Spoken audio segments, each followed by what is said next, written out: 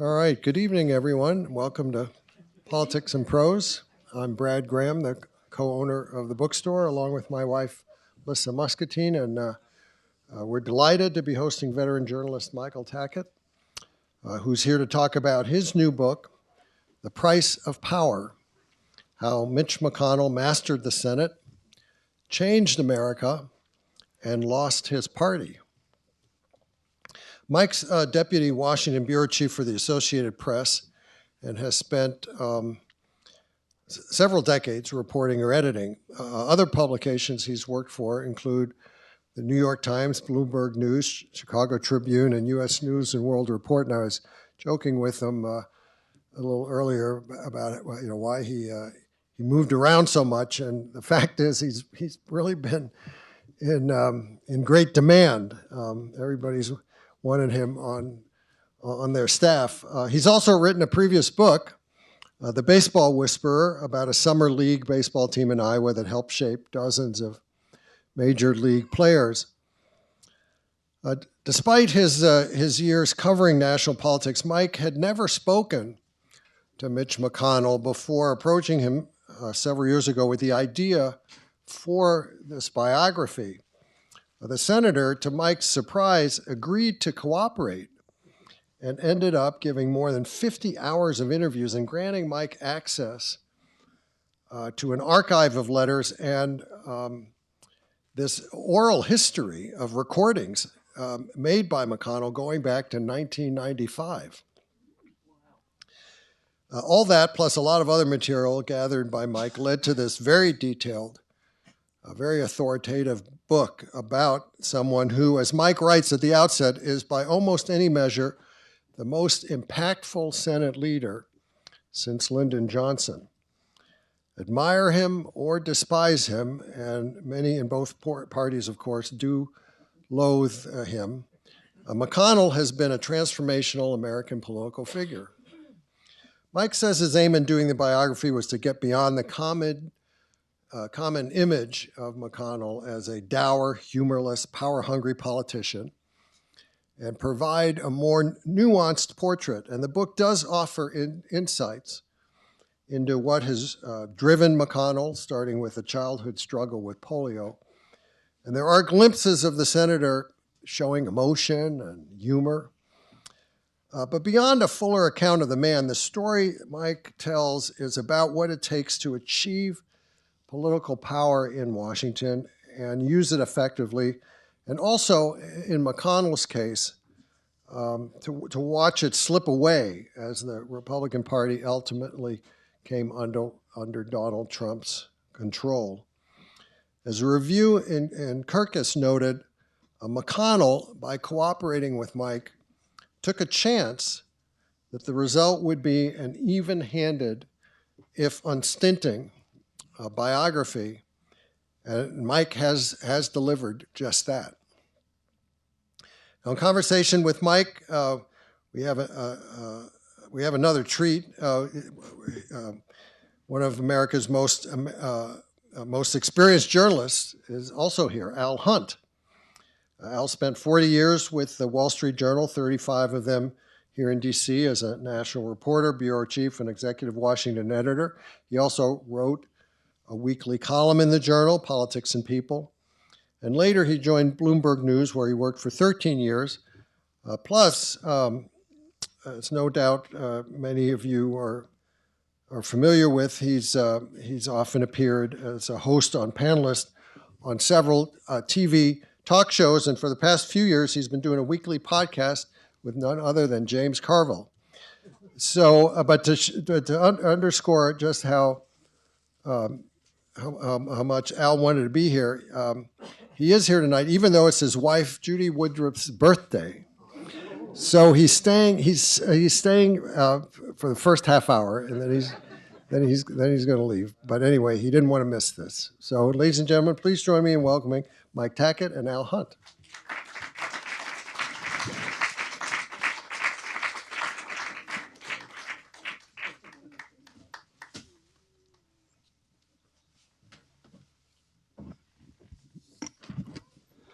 I love this book. I love Mike Tackett. I love my wife even more. So that's why I'm going to be leaving in about 25 minutes or so, and you'll excuse me.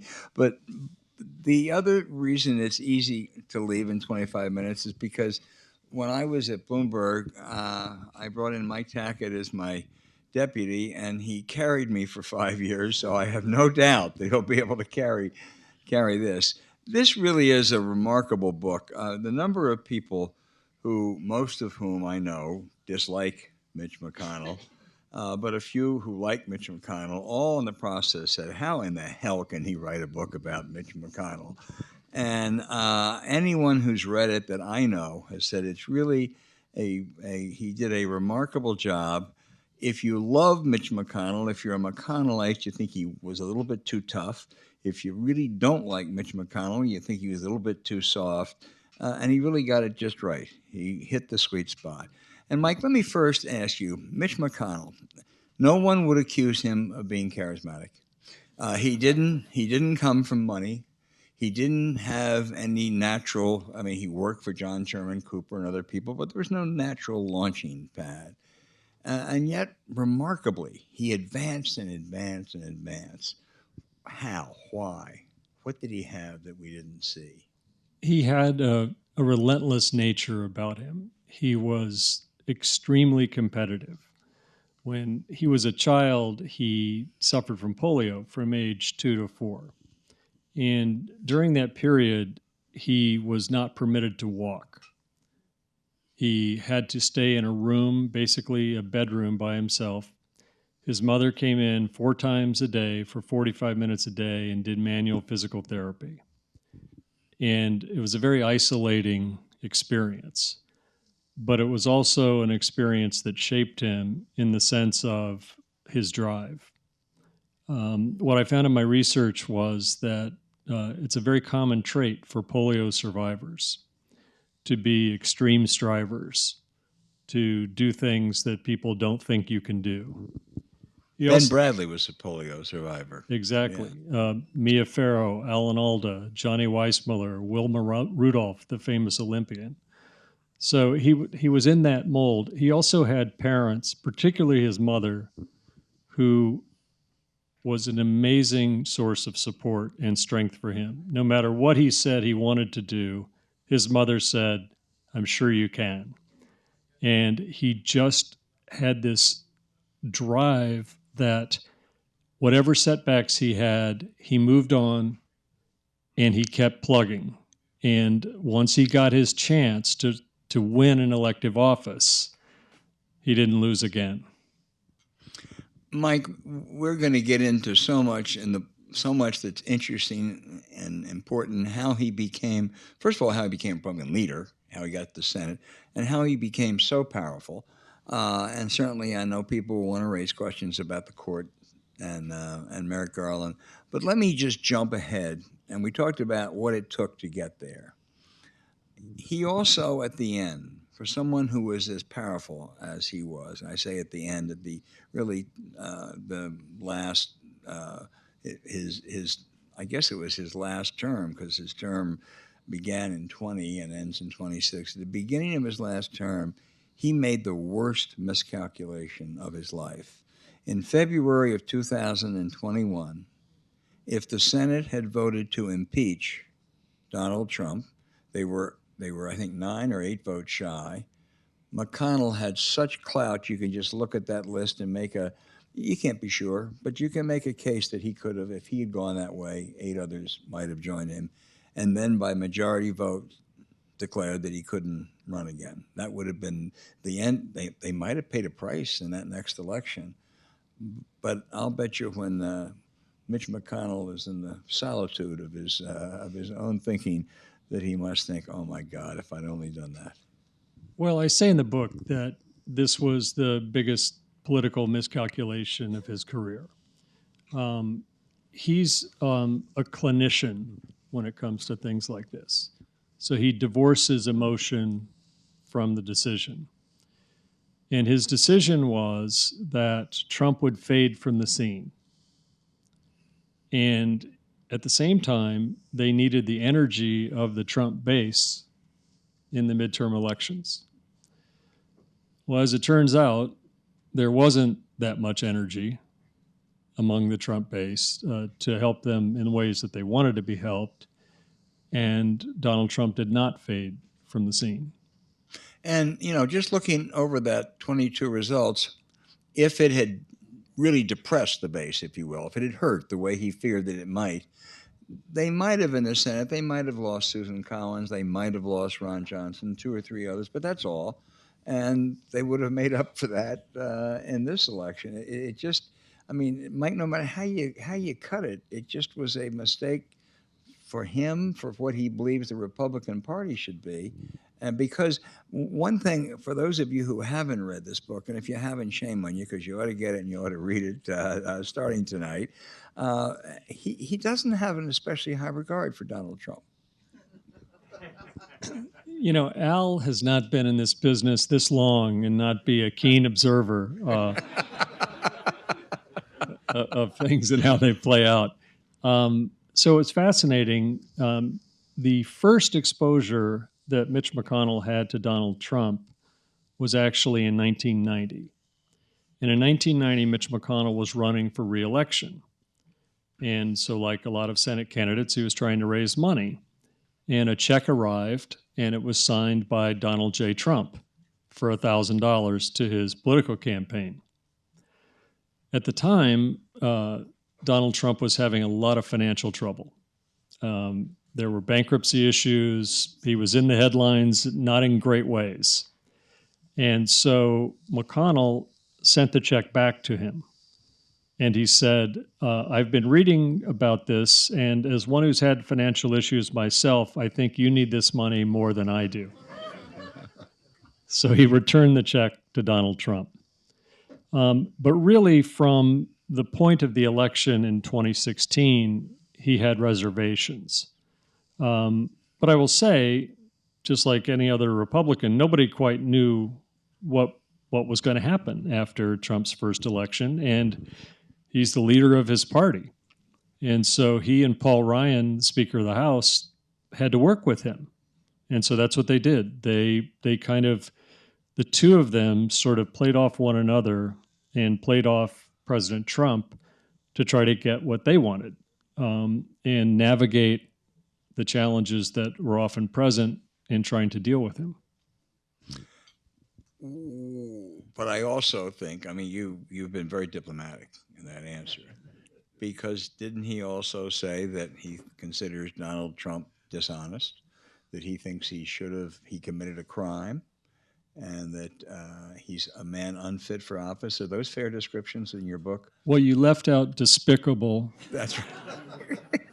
And a few other words. But so as the relationship evolved, it became more and more fractious. So when they started off, they thought, okay, let's get a tax bill, let's get judges, let's do this. And then by McConnell's rendering, Trump's behavior became very erratic, and he didn't really know what to do. So he was trying to maintain stability while behind the scenes trying to navigate a very unstable situation. And this came to me in two different ways. One was the oral histories that Senator McConnell had kept. So these are contemporaneous recollections that he's giving to an independent person in Kentucky. And that's where he's very critical of President Trump, of how he makes decisions, of how he leads, of the potential problems for the country and for the party. Some of the other things were in interviews with me where he said very similar things. And he reached that breaking point after the 2020 election, where he didn't immediately say that Joe Biden won. He let it play out because he was told by Bill Barr and other people, you got to let him blow off this steam for a little while. But when the Electoral College certified the vote, that was it. McConnell, declared Biden the winner, congratulated him, said he looked forward to working with him. And at that point, there was a complete break with Donald Trump. And they really, I don't really count their brief speaking just a few months ago in the Senate as a reconciliation at all. because that's not really what it was. But they didn't speak after that. And McConnell was furious at that point. This is before January the 6th. And he's furious because the stimulus aid for the pandemic was being held up primarily by President Trump. He was furious also because there were two Senate elections in Georgia that had not been decided. There were going to be two special elections in Georgia, which was going to determine who was going to control the Senate. And by McConnell's rendering, President Trump was doing everything he could to make sure the Republicans would actually lose those races, which is what happened. Yeah. And then we had January the 6th. And there was that, moment where McConnell demands of everybody else, we have to go back in and certify this election tonight. The American people have to see that happened. So that's kind of a high moment in terms of what he did. And then you get into that sort of more tortured moment that Al talks about do you vote to convict him during the trial? So I'm simply offering what his rationale was. I'm not accepting it or rejecting it. His rationale was the political one that I mentioned, but then there was also the legal one, which was nobody's ever been convicted on an impeachment trial when they were no longer in office. So that was the legal justification that he hung his hat on. But tell the George Will story. He's very close. McConnell has long been very close to columnist George Will. So George Will and McConnell, I think, bonded over a number of things. History, both of them love baseball, so they get along. So during the course of my research, I'm interviewing a Republican senator, Bill Cassidy from Louisiana. And he's very interesting to talk to. He's a physician, very engaging person. And he brings out a couple of manila folders and he says, I think you'll find these interesting. So in the first folder was a column that George Will had written right before we knew what McConnell's public decision was on how he was going to vote. Right before the vote. I mean, right before the vote. A day or two before. Yes. And so the column all sort of heads in that direction. And then in brackets, it said, and Mitch McConnell votes aye, as in to convict. So when Cassidy gets this, because George Will has a practice of, to a select group of conservatives, they get the column like a day early, to give, I guess, the inside take on it. So he was struck by this because nobody knew what McConnell was going to do. And so he called George Will and said, what gives? Is this right? And George Will said, no, that was an early column. There'll be a substitute column. In the substitute column, he goes through an extensive rationale as to why the time wasn't quite ripe to do this. And he also said nobody detests Donald Trump more than Mitch McConnell. Boy, I came away with that convinced that at one point, McConnell was going to vote aye, and that he had second thoughts thinking of the things you just raised. But at one point, he clearly was going to vote aye, and boy, would that have changed history. I love the stuff about the Senate. I went and I covered Congress for 11 years when I was younger. Mike thinks it was when Henry Clay was there. It wasn't. But I think it's a much more interesting beat than the White House. I really do. You get to meet the whole diversity of America. I mean, it really is. The people are fascinating and the politics are fascinating. I think the House is actually more interesting than the Senate. I've always been a Houseophile, but the Senate is interesting too. And a leader has such a different role. I mean, it's not like being a good senator. It's not even like being a good chairman. I mean, you have to, the cliche is herding cats, but really you have to have great instincts, I think. There really was no Senate, there was no Senate majority leader to the 1920s. And there was no Senate majority leader worth anything until Lyndon Baines Johnson totally changed the job. But the one thing about Mitch McConnell was he had great instincts, didn't he? He knew his caucus. He knew his members. Yeah, he was hardly an overnight success. He fought his way up the ranks in the Republican Party in the Senate. He lost a couple elections to Phil Gramm to run the Senate campaign committee. Then he finally won that position, and then he just kept sort of steadily accreting power as he went. And part of his strength is he's got extraordinary patience. The other part of his strength is he has extraordinary discipline. So he doesn't take his eye off the prize. He knows exactly what he wants to do. And in fact, initially when there was an opening and he was the logical person, he instead let Bill Frist go ahead of him to be the party leader. This was after the Trent Lott fiasco. Right. And that showed, a real self-awareness that a lot of leaders don't always have. He also knows exactly what his members want. He knows exactly what they need. He is considered the best internal strategist. He's also gives incredibly astute campaign advice, and he knows the value of money in politics. And that's another one of his signatures.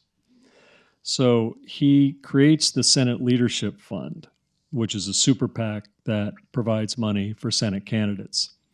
So he's got this sort of full service ecosystem where he's raising money for candidates. He's helping to choose the candidates. Once they're elected, he takes care of them in the Senate. And then the reinforcement of that is then they vote for him to be the leader. My kid was working for a great Senate candidate in North Carolina in 2022. She had been the former Chief Justice of the state Supreme Court. They outraised their opponent, I think, like 2.5 to 1, and they got swamped. The McConnell machine came in, and they did a lot of pretty dirty stuff. But boy, they are effective. They are big, and that's a story that could be told of a number of Senate races, probably including someone he's not crazy about right now, the Vice President to be of the United States. So this was it was interesting. I was with Senator McConnell in Louisville, and we were going to some event, and he got a phone call, and the sound on his phone was up fairly loud. And the caller said, "It's Rob." And it was Rob Portman, the senator from Ohio. And they were talking about the Senate race, and they were saying, it doesn't look good. And to them, doesn't look good means it looks like J.D. Vance might win. And indeed, that's what happened. But Because of Trump. Because of Trump's endorsement. And so then McConnell has a choice. Do you support J.D. Vance or do you not? Because nobody else was supporting J.D. Vance, and J.D. Vance had raised basically no money for his own campaign. So McConnell's super PAC goes in to the tune of $25 to $30 million and funds the advertising campaign, and J.D. Vance gets elected to the Senate. And how he's shown his appreciation, hasn't he, Mike? Those guys, they're really bosom buddies. Yeah, sure. Wow. It's just, there are those that he does not get along with. Vance is one. Rick Scott from Florida, who, and I mean, Mitch McConnell's not unique. Most of the other senators don't like Rick Scott either, as you can see from his vote. And Ted Cruz would be a third. Remember the wonderful line about Ted Cruz? I think this was Obama. When there was a Supreme Court vacancy, Obama said, if I appoint Ted Cruz, there'd be 8 more vacancies. So the people he doesn't get along with, by and large, are the people who are sort of the, I don't know, call them the outcasts. They're certainly the renegades. They're not Senate people. I would add Ron Johnson to that list of people who McConnell raised. I was just talking about people for. with an IQ of room temperature. I just thought that was standard. So I'm going to just glide right past that comment. He's so AP, isn't he? Huh? But there are, there's definitely that faction within the Republican Party that didn't used to exist. It's a pretty far to the right faction and a very Trumpist wing to that party. And that's another thing he had to navigate. He was, we're skipping around, I know, but I've got my wife coin me at some point. One of his original mentors was John Sherman Cooper, one of the most elegant men to ever sit in the United States Senate, a very close friend of the Kennedys, a liberal Republican. I think he was with John Sherman Cooper when they voted on the Civil Rights Bill. And I think to this day, McConnell reveres Cooper, but he sure didn't emulate him. That's exactly right. John Sherman Cooper was from Kentucky. He was a Republican in an era when there weren't that many Republicans who were getting elected in the South. But he was an internationalist. He was also a good friend of President Kennedy. And he was kind of a dashing figure. And McConnell got to be an intern on his staff. And McConnell doesn't have a lot of heroes, but John Sherman Cooper was one of them. He conceded to me that, I know I didn't really govern like John Sherman Cooper. I had different points of view, but just in terms of what a senator is and how they should behave and how they should carry themselves, he really looked to Cooper as a model. We had a book party for Mike, and Senator McConnell came. With all those enemies of the country, the press, and he was charming. I mean, he was absolutely charming. And there was one couple there that were friendly with John Sherman Cooper, and McConnell just lit up when the conversation came. And, one story about how different the Senate was. Mike has so many great McConnell stories. I actually told the senator this the other day. I knew Mike Mansfield a little bit when he was the Senate Majority Leader, but I really got to know him after. Mike Mansfield served 16 years as the Senate Majority Leader, and then he was appointed ambassador to Japan by Jimmy Carter, and Ronald Reagan kept him as ambassador to Japan for 8 years. So for 12 years, he served under Carter and Reagan. And he came back, and he had a wonderful aide named Charlie Ferris, and 2 or 3 times a year, Charlie Ferris would get me and Mark Shields, and we'd go have lunch with Mike Mansfield, who was just an extraordinary man. I learned a lot about the Senate in those later years. But he told me one story that couldn't happen today. When they were passing the 65 Civil Rights Act, this was after the 64 election and the Goldwater debacle for Republicans. Vance Hartke from Indiana, I hate to pick on Indiana, came to his office and said to the leader, he said, "I'm so darn mad at you. You are giving Everett Dirksen all the credit. He's out there on the television every night, and this is a Democratic bill, and why are you giving Dirksen all this credit?" And Senator Mansfield, who was one of the great men I've ever known in my life, looked at him and said, "Senator, the Republican Party has been through a very rough time, and it's much better for the Republican Party, it's much better for the Democratic Party, and it's much better for the country if we work with them and help get through this." That would not happen today. No, and I think part of the challenge for the book is that it's to look at this in its historical context and to hope that this kind of stands a bit as a work of biography, but also as a work of history to tell us something about this area that we're in now and the governing possibilities when the parties are so polarized and the country is so polarized. It's a very different world than when Mike Mansfield was there. There were very conservative Democrats, there were very liberal Republicans. I mean, those do not exist anymore. The ideological sorting of the parties is pretty complete, and that makes governing an entirely different proposition. McConnell does have one bit of advice, though, he gives to his colleagues who are, yearning to get TV exposure, and he says, just because there's a microphone in front of you doesn't mean you have to speak. He has followed that very effectively through the years. I'm going to ask you 3 favors, okay? Number 1, buy this book, and if you've already bought it, buy it again and give it to someone as a present, okay? And talk about it. Number 2, Mike and Julie went to Indiana University, which has had the worst football record of any collegiate, really, in the entire country. And tomorrow they're playing Ohio State, which may be for the championship. So cheer for the Hoosiers tomorrow, even if you don't care about football. And number 3, if you're running into my wife, tell her that I stayed that I left as soon as I could. Okay. And Mike, you take over because you can more than handle it. Well, thank you very much.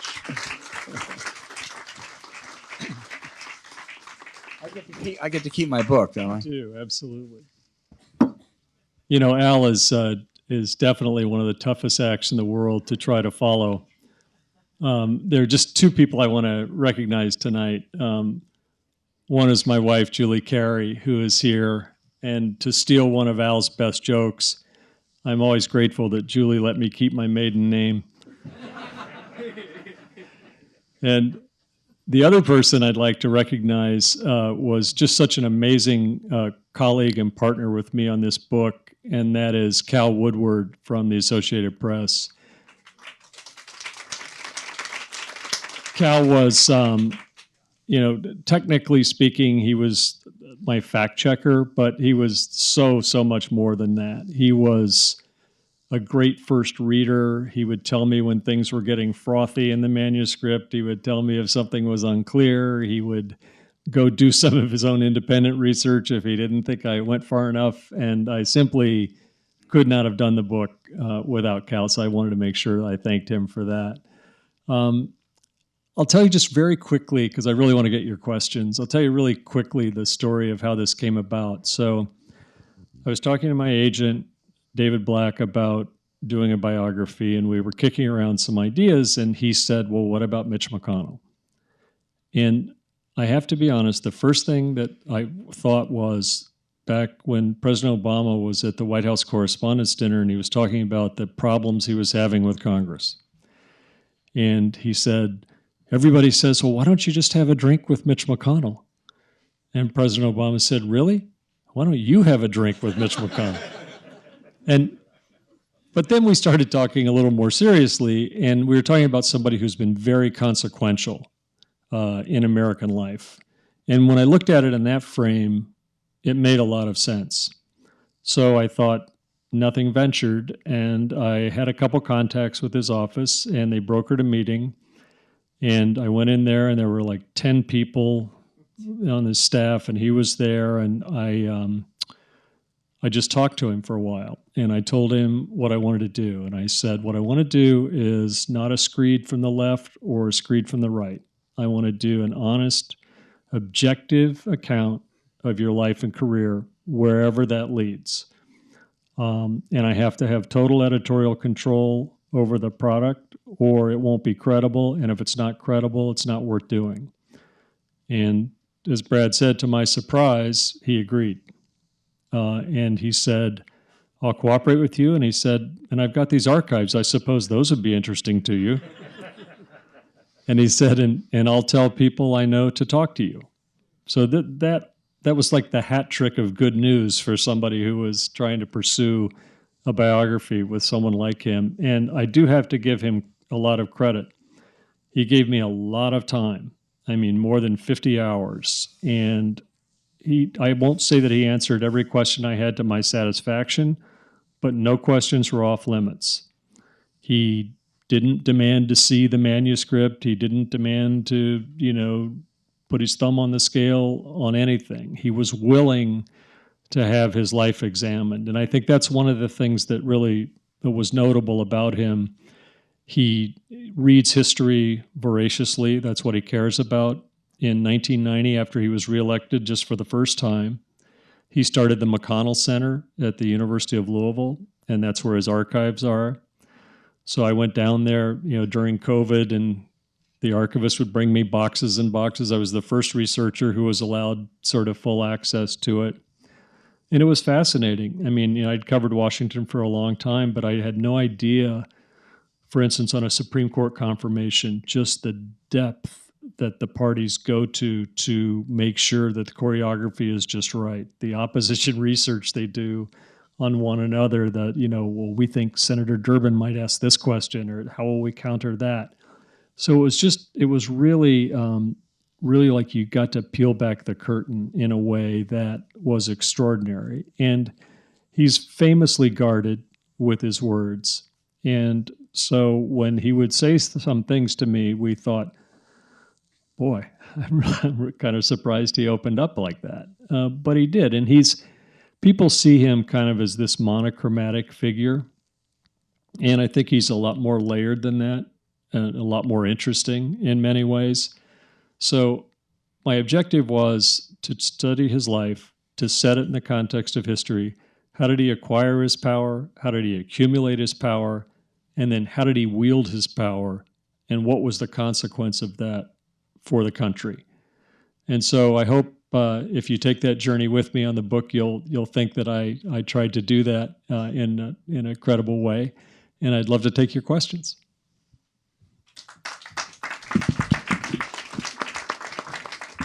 So I'm a little hesitant to say this, but full disclosure, I was born in Columbus, Ohio, and I won't be rooting for Indiana tomorrow. So I hope I can still ask you a question. Two quick questions, actually. One of the most dramatic moments I've ever seen on the Senate floor is the John McCain vote. And I was paying attention to Mitch McConnell when he did it, and he looked, I mean, he must have been a vote counter. Did he ever talk with you about that moment in the book? So that's one question. Second question is, of the more controversial cabinet appointments that are still out there, do you have a sense of who McConnell wouldn't vote for? Would it be Kennedy because of polio, or would you have a sense of what is important to him? So the John McCain was one of the very few times. McConnell is an extraordinary vote counter. I interviewed President Biden in the Oval Office about Senator McConnell, and that was one of the things he said. If he tells you he's got the votes, he's got the votes. He's never wrong.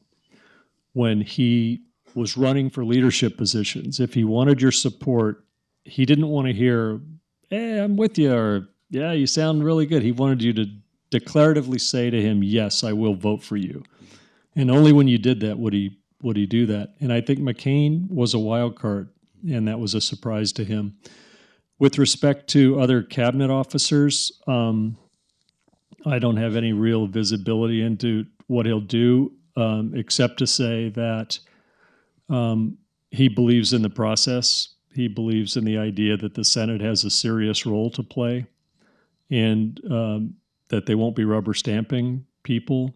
You saw, in some respects, I'm not sure if this is just Senator McConnell, but other Republican senators I've talked to say that they're kind of counting on the media to do its job, to make their job easier, I guess. So that's where I think that would be. Thanks for the questions. Thank you. I thought one of the underappreciated events in recent political history was Rand Paul's first day on Capitol Hill. He was asked just after he was sworn in what he was going to do. And he said he thought the 64 Civil Rights Acts were harsher on small businesses than they should be, and he was going to propose legislation on that. And the very same news day, they talked to Mitch about that, and he says that he was very proud to be an aide to Senators Marlowe Cook and Thurston Morton, and he thought if they thought that was good legislation back then, that was good enough for him, and he wasn't going to do anything. The Obama White House, which never lived through those times, should have called Mitch up and said, good for you, but nothing happened. What's your take?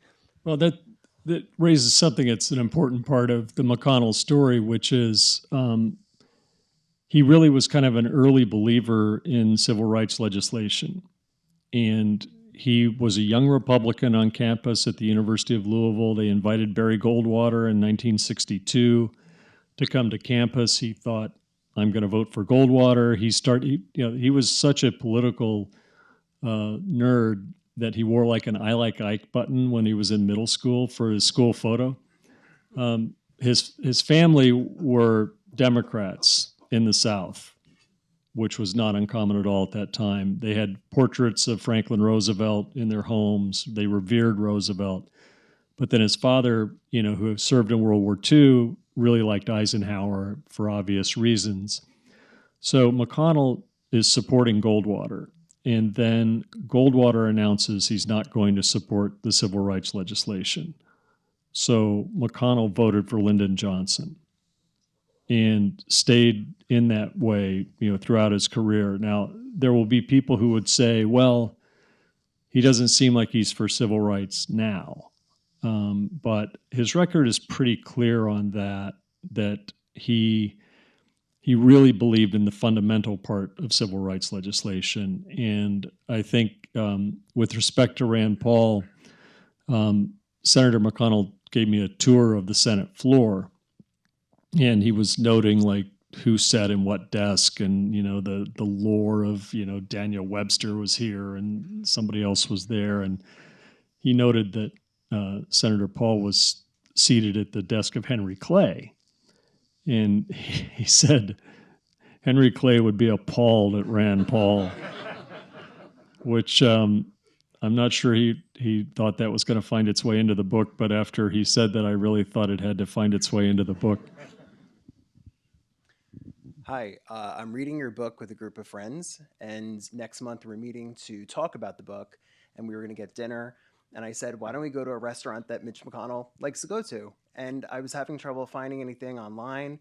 We considered the Waldorf Astoria restaurant where he fell, but it wasn't clear which restaurant it was. And then I did see a 2015 Eater article that said he likes to go to the Monocle.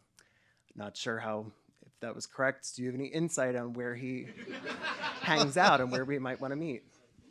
Well, you'd never go wrong at the Monocle.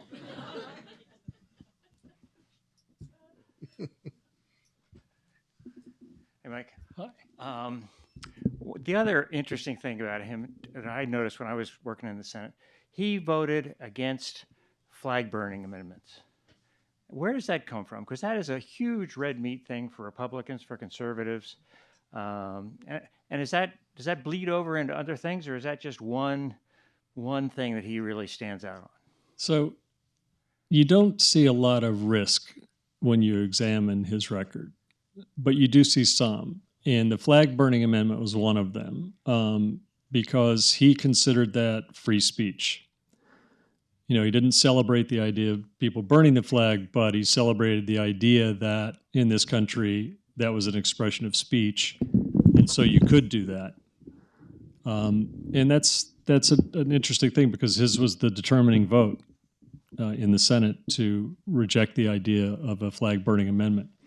And that's Jay Brannigan who asked that question. When Brad talked about all my many stops along the way, Jay and I worked together at the Chicago Tribune many, many years ago.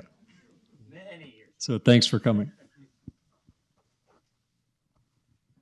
Mike, do you have any insight, or does the book give any insight into the relationship between President Obama and Mitch McConnell, who also had some extraordinarily difficult political moments? So that was sort of a frosty relationship from the start. McConnell knew President Obama when he was in the Senate, and I think there was part of him that just thought, how did this guy go so far so fast? And he was also in the position of being the party leader.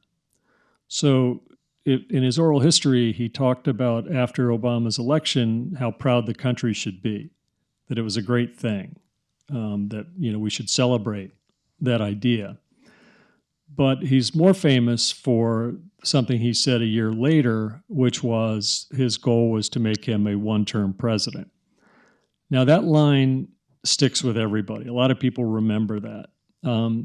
And so I got him to talk about that a little bit more. And it's interesting when you read the full quote. Because yes, he does say our goal needs to be to make him a one-term president, which on one level, as a partisan, of course he doesn't want him to continue to be president, right? He wants a Republican president. But the second half of that quote says, I don't want him to fail, I just want him to change. So I asked him about that. And it was interesting because it showed that, he very rarely says something spontaneous. He rarely says something that he hasn't thought out. And he had thought that out. And the first part of that quote was for the Republican base. The second part of that quote was for independent-minded people. So it was a very calculated answer. And he and Obama never really had a warm relationship. There was one moment where someone had the brilliant idea to suggest a bourbon summit between Obama and McConnell, and I don't think the bourbon summit ever happened.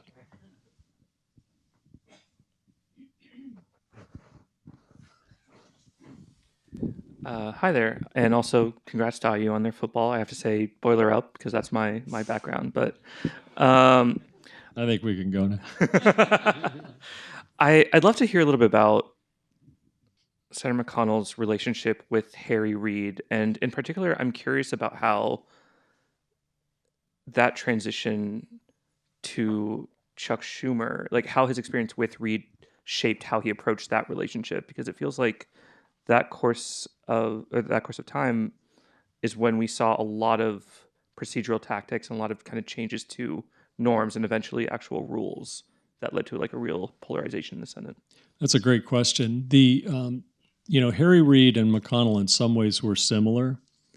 They tend to be a little bit dour, a little bit deadpan, but extremely focused on what they do. Both of them knew the rules. They knew how to use the rules to effect, and they did that. They did not have a warm personal relationship, and there were times where McConnell derided him when he left, and he said he thought Schumer was going to be a much more challenging leader, that he thought Schumer was brighter and would be more effective. To the point about, sort of the changing of the norms, McConnell gets a lot of criticism for what he did on the Supreme Court, and we can certainly talk about that. But it was Harry Reid who first blew up the filibuster to approve federal district court judges. And as Senator Michael Bennett told me, he said, honestly, both parties have some blood on their hands with respect to that process. But Reid and McConnell, they were sort of like worthy adversaries, but one of the things that was a strength for both of them was neither wanted to be president. They had no desire to be president. They had the jobs they wanted, and that's why they worked so hard to keep them.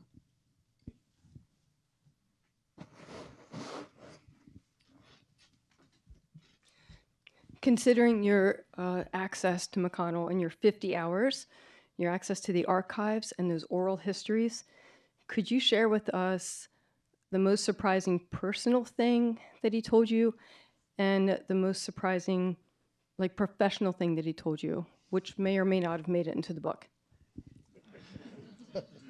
So that's for the paperback.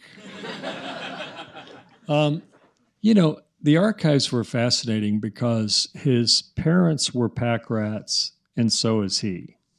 So this was everything like first lock of hair, from the haircut to birthday cards when he was a child, to essays that he wrote in grade school, to essays that he wrote in high school. So it was really fascinating because you really kind of got to see what his interests were and how he was formed. In terms of his personal insights, I mean, I think the thing that surprised me the most was just how close he was to his mother. His mother was absolutely the most important person in his life. She shaped him in almost every way, and he would frequently tear up if he was talking about his mother. I mean, she was, he considered her to be the person that kind of saved him, when he was a toddler, and then was always his champion.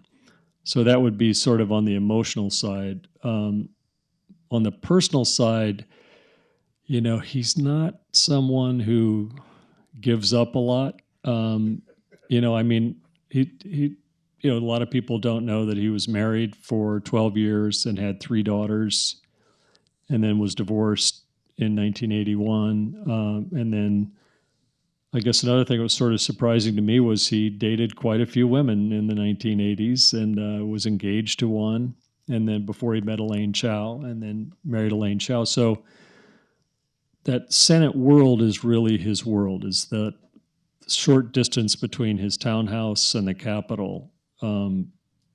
That's sort of the lane that he runs in. So I also was surprised that he is a huge fan of University of Louisville sports. And I went to a football game with him, and he's got this group of people who have been friends for 30 or 40 years, and they tailgate before the University of Louisville football games. So here's Mitch McConnell, who most people see only in a suit, behind a lectern talking, in full University of Louisville regalia. You know, he's got the sweatshirt on, he's got the jacket, he's got the hat. And during the game, it wasn't like for show. He went there and he sat down and he put on headphones because he wanted to hear the radio broadcast of the game. He really wanted to see the game. And so I thought that was a genuine moment from him. Thank you very much for giving us all these illuminating moments about Mitch McConnell. I wonder, he is now saying, let Trump's candidates to the cabinet, let it run its course. Why didn't he extend the same courtesy to Obama regarding Merrick? And then, the very next year, I think, completely change his stance. And the second one is, how frail is he, and how much has that do with his present posture of staying in the background and not leading? So let me answer the court question first, because that's obviously the most controversial thing that he did. So he and his wife, Elaine Chao, were going to the Caribbean on vacation, and they landed. And when he lands, he sees the message on his phone that Justice Scalia has died. Senator McConnell is somebody who plans everything, usually months, sometimes years in advance. On this particular moment, he did something that I considered almost impulsive. He immediately said, like within an hour, he told his staff, we have to get out a statement, and we have to get it out fast to say that we're not going to have a vote on Merrick Garland or on any nominee. There was a Republican presidential debate that night. Republicans are also scattered all over the country because they were on break. And so he wanted to kind of set the terms of the debate before there were 50 different voices on that. Then he set out to do what was the most controversial thing he did as leader. He argued that if the White House was controlled by one party and the Senate was controlled by another, then you couldn't approve a Supreme Court nominee in an election year. Now, I did as much research as I could on this, and I'm pretty confident in saying that there was no rule to that effect. So it was a real blunt force use of power. And the consequences of that have played out. You can draw a straight line to the Dobbs decision. You can draw a straight line to the affirmative action decision. You can draw a straight line to the Chevron decision. All those are very important. And then, of course, with Amy Coney Barrett, after Justice Ginsburg passes away, he does the opposite. But in his mind, I'm explaining this, I'm not condoning this. In his mind, the parameters were different because the president was of the same party as the majority in the Senate. So that nomination got rammed through in about 6 weeks. Now, I've got some fun inside stuff on that. So I also was allowed to listen to some staff oral histories.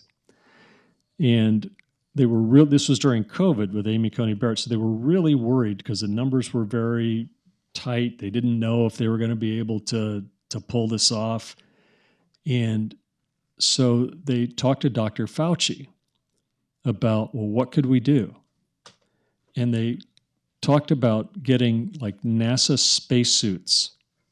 So if a senator were infected or feared infection, they could still go on the Senate floor and vote.